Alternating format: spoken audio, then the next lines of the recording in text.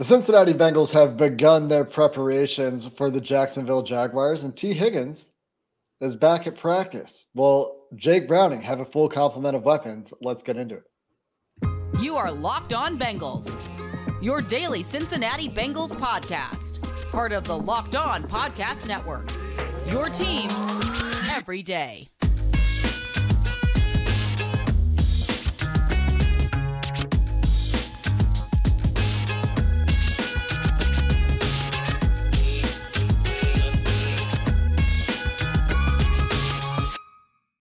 What up, Bengals fans, and welcome to another episode of the Locked On Bengals podcast. I'm your host, Jake Lisco. He's your host, James Rapien. You can find this show, if you're new, on YouTube, anywhere you get your podcast, 5 days a week.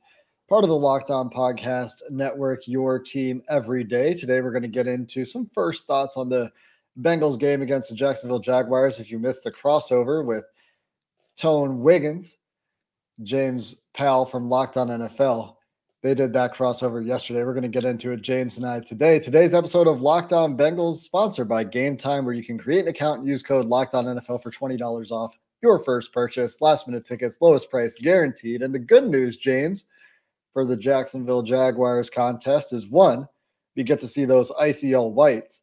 And two, there's some positive health news around T. Higgins, Taylor-Britt in particular, that we got from the team as they began practice on Thursday. Yeah, T. Higgins out there, Taylor-Britt out there, and check box. Two guys that we were certainly hoping would trend in the right direction. You obviously get the extra day before Monday Night Football, and hopefully they can both play. And obviously we know what Taylor-Britt has meant to this defense. He's certainly someone that's forced the turnovers. He's brought the juice, as they say. And so it would be great to have him, especially against a dynamic offense like the Jags. And then T. Higgins, and you teased this in the open. I get Jake Browning struggled some. I get that Zach Taylor, there's questions about him right now. Well, let's see Jake Browning with T. Higgins and Jamar Chase. Let's see this offense with their weapons, their biggest strength on offense. If it's not Joe Burrow, when Joe Burrow's out there, and obviously it is, it's their wide receivers. And it wasn't the case against the Steelers for a variety of reasons, a big one because of T. Higgins not being on the field. So hopefully he could continue to make progress. He can be out there on Monday night and make an impact for this team. And part of what this coaching staff will need to balance, you mentioned that Jake Browning and the coaching staff left something to be desired against the Pittsburgh Steelers. And while that remains true, and there will be adaptations to come, hopefully for both of the coaching staff and for Jake Browning, if T. Higgins can't play the entire game, which is fair to expect, maybe he does, maybe he subverts my expectations and the Bengals go whole hog on T. Higgins in his first game back, the likelihood is that they'll ease him back in, as they do with these injuries from recent experience, past experience. They don't like to put too much stress on lower extremity soft tissue injuries too quickly. So if that's the case, do they continue to run Trenton Irwin out there? And we know exactly who Trenton Irwin is. There was a stat this week that was like open percentage, how often a receiver gets open. Trenton Irwin near the bottom of that list. So, okay, we know who Trenton Irwin is. I get that, Zach Taylor said in his press conference that winning is the number one goal. Don't begrudge anybody any of that, as I said many times. But can we see more Andre Yosevich? Can we see more Charlie Jones? Can we see their roles expand and be more multi-purpose than whatever specialty this coaching staff has carved out for those guys so far that may or may not hit every week? And we're going to talk about Chase Brown in this respect as well. Hopefully they've done enough and know the playbook well enough that they can see those roles expand. They've earned that trust so that we get a better look at them because, as we've said many times, it's firmly an evaluation season. But at the same time, what have we talked about all year on this offense? A need for speed. A lot of those guys, really all three of them, the offensive rookies, provide that trait. No doubt. No doubt. And that's why I think it goes hand in hand. Like Zach Taylor saying on Thursday, yeah, we still think we can make the playoffs. And of course, mathematically they can. The conversation has changed from a fan base standpoint and analysis standpoint. But the best way for this team to probably win games is to lean on these young guys some in that speed, that athleticism, being injected into this offense. I think they need that. We know they need that with Chase Brown. He better get carries this week. And by the way, I think he will, but it's not just him. Like I think that these other guys can help too. And so we'll see how much Andre Iosivas is mixed in. I really want that deep ball to happen. It felt like it could have happened, should have happened. It's been analyzed about 50 different ways from Joe and Kyle Kasky and a bunch of them out there that Andre Iosivas deep ball that wasn't against the Steelers. Maybe it will be this week. And that's an element that they could use. And what a weapon it would be to put that on tape for the rest of the season when you have a healthy Jamar Chase and T. Higgins to worry about. And they really haven't had that for most of the year. T. Higgins, outside of a few games, hasn't been himself. So things that I'm watching for, looking forward to seeing, and I know there's already focus on his future. I just want to see TBT, and hopefully T. Higgins can do exactly that on Monday. But even if that does happen, to your point, that shouldn't mean Andre Iosivas isn't out there. That shouldn't mean Charlie Jones isn't out there. Get those young guys out there too, so we can not only can we evaluate them, but so the coaching staff can see if these young guys can make their life easier, because I think there's a chance that happens. There's a reason they drafted Iosivas and Jones. It wasn't just to replace guys that were going to be free agents. I think they knew that they needed some more speed in that Trenton Irwin spot, that wide receiver 4 spot. So let's lean on these young guys and see what they can do. None of this to take anything away from Trenton Irwin outside of the one stat about his open percentage or whatever it was that and wasn't flattering. Play too. He should still play too. I'm not saying he won't. Yeah, it's just get some snaps for these young guys. But what's scarier, at least theoretically, if the Bengals go to 10 personnel, put 4 wide receivers on the field, is it the big 3, Tyler Boyd with Jamar Chase, T. Higgins, and Iosivas? Or is it those 3 guys and Trenton Irwin? And to go along with the same theme, with Iosivas in particular, as a bigger guy, he and Charlie Jones both very young, but one thing that's really been picked apart, I've noticed on Bengals film Twitter this week, is the perimeter guys in run blocking.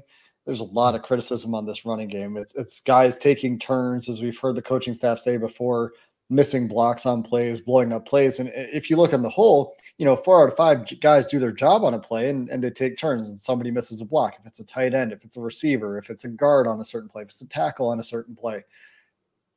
But in order to really push those runs that get to the second level further downfield, not that the Bengals have very many runs getting to the second level right now, you do need your perimeter guys to block as well. So another opportunity there in terms of the young guys, just reasons to get them on the field. The Bengals need better blocking on the perimeter, and that's also the starters. That's also Jamar Chase, T. Higgins, Tyler Boyd. But when you have the young guys that are growing into the role, it's just more reason to get them on the field. But excited to see T's return. No doubt about that. Seeing them with their full complement of weapons, this receiver core that the team was built around in so significant a way that hasn't been together this year, should be able to make a difference. Should help to make things look a little less sticky. And that's part of the hope, in addition to a lot of the stuff we talked about over the last week with some game plan adjustments and Jake Browning settling in, et cetera, et cetera. And I teased the Chase Brown. Let's dive in a little bit more with the Chase Brown. We also have to discuss number 9, because even though he's out for the rest of the season, he will be around the team. That impact and much, much more. But Chase Brown, let's get into it a little bit, what he could bring to this offense. We'll do that coming up next. We'll have to see if there are any Chase Brown props available at FanDuel, where the NFL offers stay hot even though the weather's getting colder. New customers will get that $150 in bonus bets with any winning $5 money line bet. So if you think the Bengals are going to pull off an upset, if you're really confident in those all-whites continuing their sterling record on the road in prime time, it's $150 in bonus bets if the Bengals win and you pick the Bengals on the money line. If you've been thinking about joining FanDuel, there's no better time to get in on the action. And if it's not the Bengals you want to bet on, they've got tons of options from every single sport you could imagine: spreads, players, props, overs, unders, and more. So visit FanDuel.com/lockedon and kick off the NFL season with that $150 in bonus bets waiting with any winning $5 money line bet. FanDuel, the official partner of the NFL. Today's show is also brought to you by Schultz Jewelers. Schultz Jewelers is a one-stop shop for your jewelry needs. They just celebrated their 70th anniversary. So they've been in business for a long time. In fact, they're older than the Bengals by like a wide margin, which means they know jewelry inside and out. And Matt Schultz, a diehard Bengals fan, he is going to find the right piece for you. And maybe the right piece doesn't exist that you're looking for, and that's why they do custom work. Schultz Jewelers has exactly what you're looking for, or they'll make it. They have lab-grown diamonds, so you can get your fiance her dream ring without burning a hole into your wallet. It's a modern jewelry store. Between their unique custom designs, top-rated permanent jewelry, there's no one like Schultz Jewelers. Check them out at 2202 Dixie Highway in Fort Mitchell, 5 minutes from the bridge into Kentucky, or just check them out online at schultzdiamonds.com. That's SCHULZ diamonds.com. Get your queen looking perfect with jewelry from Schultz Jewelers. Again, check them out, schultzdiamonds.com. Tell them Locked On Bengals sent you, because we know the Bengals strive for perfection. Schultz Jewelers does too, because when it has to be perfect, it has to be Schultz Jewelers. Zach Taylor held court as he normally does on Wednesday, but this time on Thursday, with the Bengals schedule pushed back a day for Monday Night Football. And a topic that got a little bit of attention that caught my ear, and I was watching it, I wasn't just listening to it, was the dialogue around Chase Brown, which has been a growing topic, and a topic certainly we've discussed on this podcast. And Taylor acknowledging that they need to find a way to get him on the field and get him those reps. Yeah, they do. No doubt about it. And it's good to know that that's the case. Earlier this week when I was talking with Sands, it was like, yeah, I think it's going to happen. You just talk to people, read their body language. And I think looking back, that's something that they wish they could have done in the Pittsburgh game and didn't. And so how will it look? I think that part's interesting, because right now it's pretty clear. Joe Mixon's on the field, and then on obvious passing downs, Travion Williams comes in for pass protection, and that's it.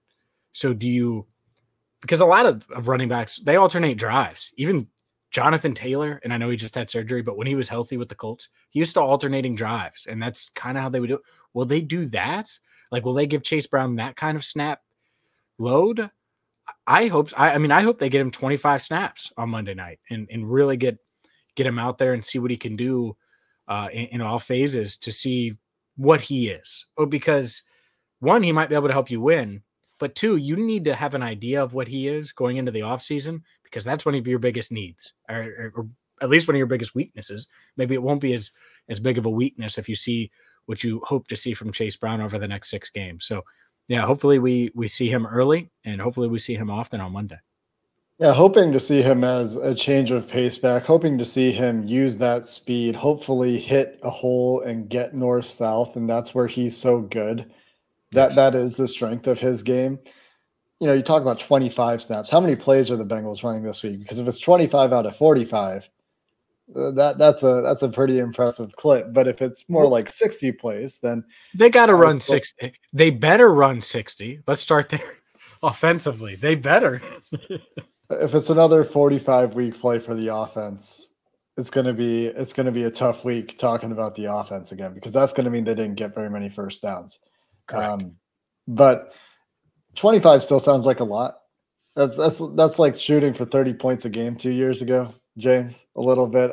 I'd be happy with 15 if it's a couple of drives, you know, where he gets some spotlight. But that why? would be a good start. For what? For what? What do you mean for what? Like why are we starting? I guess because it's the Bengals, James. Because it's the Bengals. Okay, yeah, but that's dumb. My expectations are never going to be that. Just like 2 years ago, they should have been a 30-point per game offense because of who they had and what they had. But that's just it. Standards are high, and to me, they have one of the worst. Like, the production says it for whatever reason, whether you want to say offensive line, play calling, and I know it's a little bit of everything.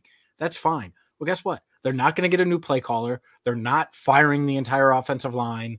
They're not going to completely revamp the run game. What they can do is see if this rookie out of Illinois that we haven't seen, if he can give them a little pop. So that's why I get it. 15 is probably more realistic.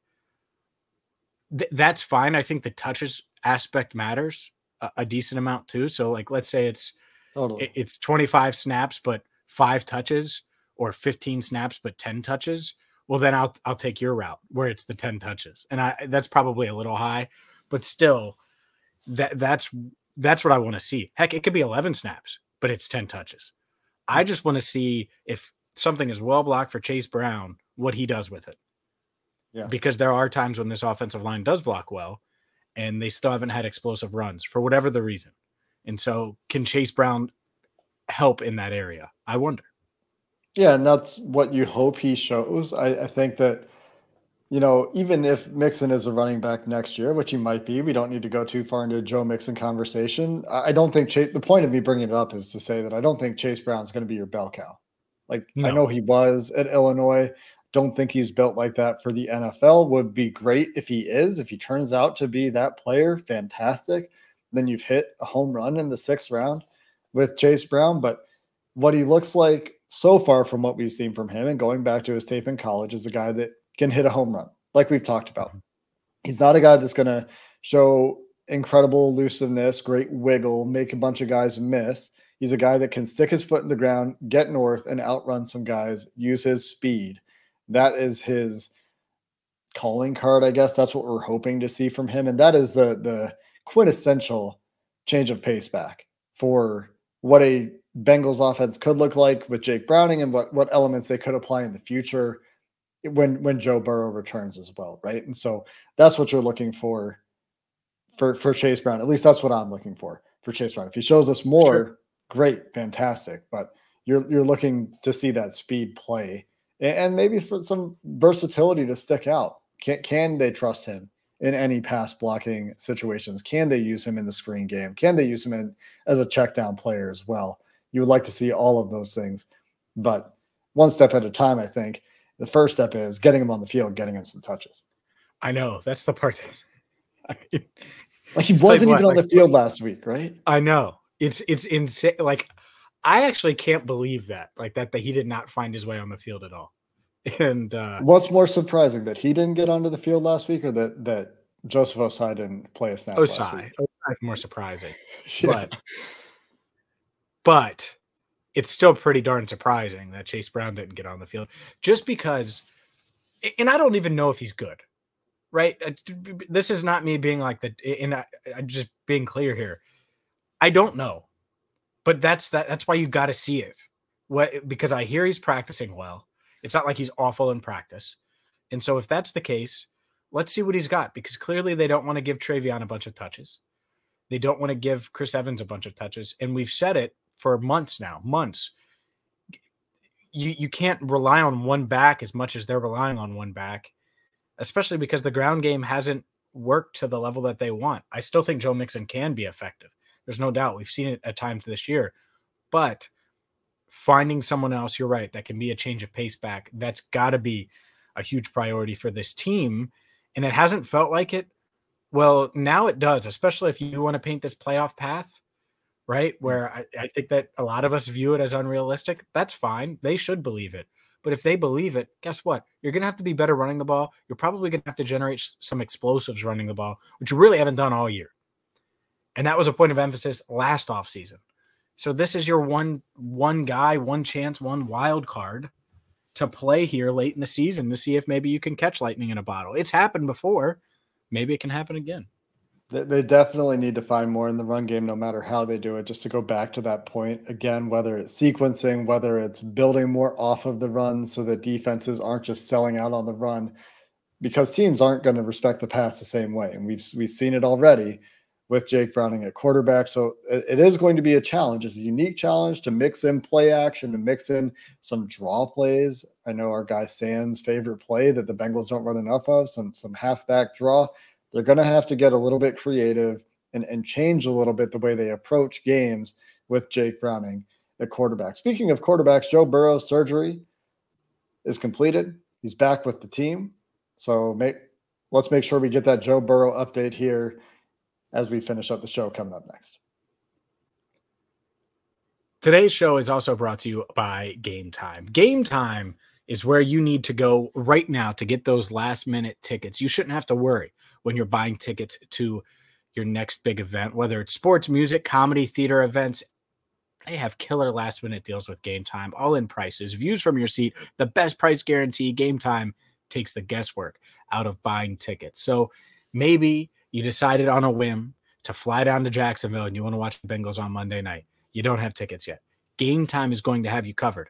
Maybe you're thinking about going, you live in Cincinnati, you want to go check out the Pacers. Gametime is the place to go for those tickets. You can see the view from your seat before you buy, so you know exactly what you're buying. Tickets take just 2 taps to purchase, and they're all in prices. Show the total up front. Download the Gametime app, create an account, and use code LOCKEDONNFL for $20 off your first purchase. Terms apply. Create an account and redeem code LOCKEDONNFL, LOCKEDON NFL for $20 off. Download Gametime today. Last-minute tickets, lowest price, guaranteed.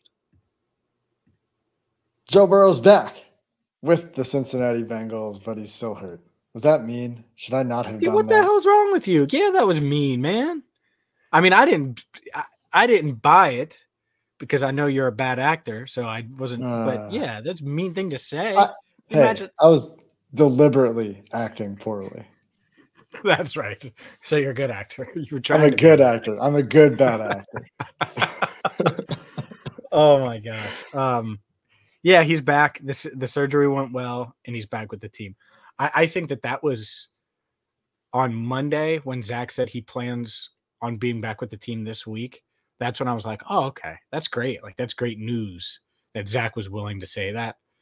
And so it's good that actually ended up happening. And it sucks. I don't know what else to say. I'll be honest. My first reaction today to and I tweeted this, but the Zach Ertz news was like, are you kidding? He wants to join a contender. Yeah. Oh yeah, I know it's not just me, but like, oh my God.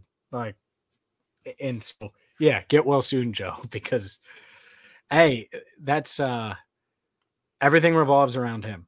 And so get healthy. Certainly don't rush this. And even if you're not throwing until May, whatever it takes, get 100% and then start throwing again. You see Jamar Chase talking about jumping out of planes with parachutes. Joe Burrow's not even thinking about his wrist. He's thinking about, why doesn't everyone on a plane have parachutes? Rich Eisen show interview. Yeah, no, I did see that. I saw it right before we started recording, so I'm glad I did. Joe's really random like that. And like, that's the thing about this locker room is there's random debates and discussions like that all the time about stuff. Like it's really entertaining. You never know what you're going to get.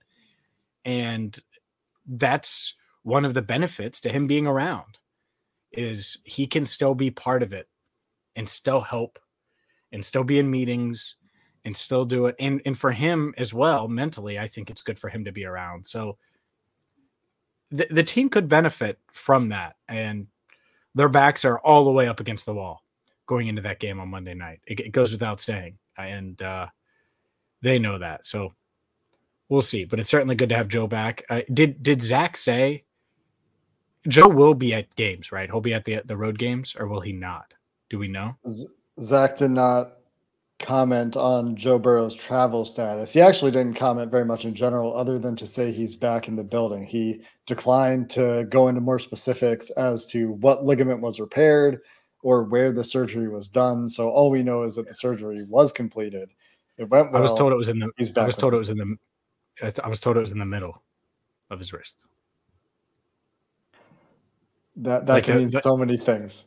No, I know. But not one side or the other. Like the main one that helps, like that is the determining factor of you gripping and holding and flex, like all that, like that one, whatever that is. Now I haven't had the medical training, but that's what I was told. So who knows if it's true or not? But complete hearsay. Don't repeat it and say, "Oh, well, James said that's what it was." if you see Joe at the mall or something, even though he'll never go to the mall. Go ahead. We can do a little bit of our WebMD research, a little bit of our talking to some people that actually are medical professional research. I don't know if that's in line with what some of the football doctors out there, the various physicians who like to weigh in on injuries and stuff like that and guess it and speculate on what injuries are and what kind of recovery is required for them. I don't know if that lines up with their diagnoses or not, but I guess we'll find out. I mean, the important thing is that he's expected to make a full recovery. Nothing changes there. And we're probably on to next year. I wonder when the team is on to next year, because I won't speak for you. We'll continue to cover the team this year. Obviously, there are many storylines, and we've talked about them. But, I mean, for me personally, it's certainly an acknowledgement at this point that we're watching for next year at this point, if it's me. So Burrow's on track for recovery for that period of time. Great. We'll see what the team's mentality is, going into the offseason. I think the Pittsburgh game was really big there. And if they had won on Sunday, I think it could have changed that some, and reality set in. Now, a lot of people had this as a loss. I think even if they did beat Pittsburgh, now if they can somehow upset the Jags, get to 6-6, you never say never, but I get it. I totally do. And, the wind is out of the sails, so to speak. So it's going to take a lot. It's going to take, and we'll get into this in our game preview, which will be on Sunday for the Monday night game. There's so many things that they can do that I hope they do. Both chases will be part of our game preview. I think I'm going to talk a lot about those two dudes. Hopefully T can play. Hopefully Cam can play. It sucks Joe Burrow's out, but I am glad he's back with the team. I do think that matters day in and day out. Think about it. Your main coworker that you lean on all the time, if he or she still couldn't do their job, but was still around, it would probably help. It would probably help things. That's a really, it's not a perfect analogy, but it's enough to have that personality around. And I certainly think that's beneficial that he is able to, even if I think it would be kind of silly for him to have to travel and go to road games, but who knows, maybe he will. He might want to. I mean, it's going to depend on the injury, I think. It's going to depend on whether or not that's a good idea for his recovery, but they don't have very many road games left either. That's the other part there is as the season Pittsburgh and Kansas City. Yeah, Pittsburgh and Kansas City after this one. Yep. We'll also be talking about the defense in our game preview. A couple other notes on that defense, just from an injury practice attendance perspective. In the open portion of practice, Trey Hendrickson wasn't present. Undisclosed reasons. Zach Taylor did not mention that in his press conference on Thursday. And Chidobe Awuzie under the weather. Hopefully that illness doesn't linger too long.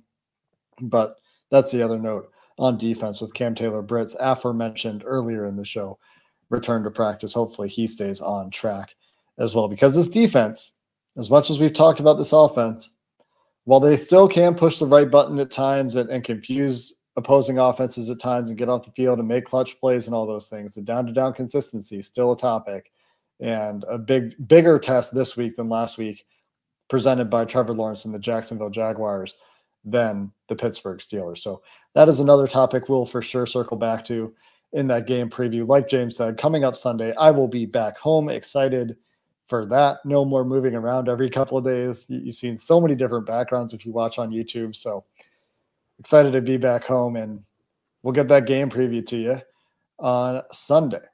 Until then, thanks for listening to this episode of the Locked On Bengals podcast. Hoo day, and have a good one.